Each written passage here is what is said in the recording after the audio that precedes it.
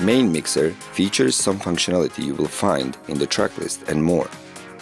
Gain and balance controls, coupled with the peak meter, are essential tools for mixing audio. You can right-click the channel name to rename or color-code it. Below the channel name on MIDI tracks is the Input-Output section, in which you can select MIDI input and output devices for MIDI tracks and active audio inputs and outputs for audio tracks.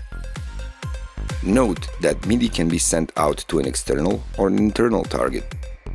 External targets would be all of the external MIDI outputs on your audio or MIDI interface. Internal targets are MIDI tracks in your project or audio tracks that have a MIDI input-enabled VST plugin effect in their insert track. Audio can be sent out to both external and internal targets. External would be all of the physical outputs on your audio interface. Internal would be any audio track within your project, including the master track, to which everything is routed to by default. An additional pre- or post-mixer toggle button is included in all return tracks to allow you to grab the signals sent to them, either before or after the source's final gain and balancing stages.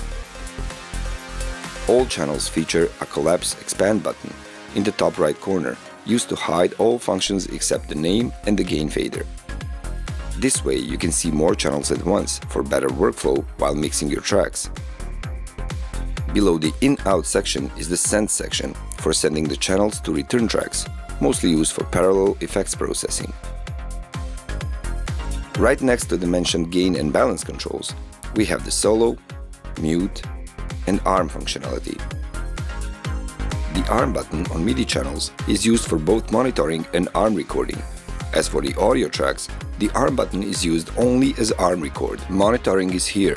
Arm button is what tells SoundBridge which track to record to once the user clicks the record button on the transport bar.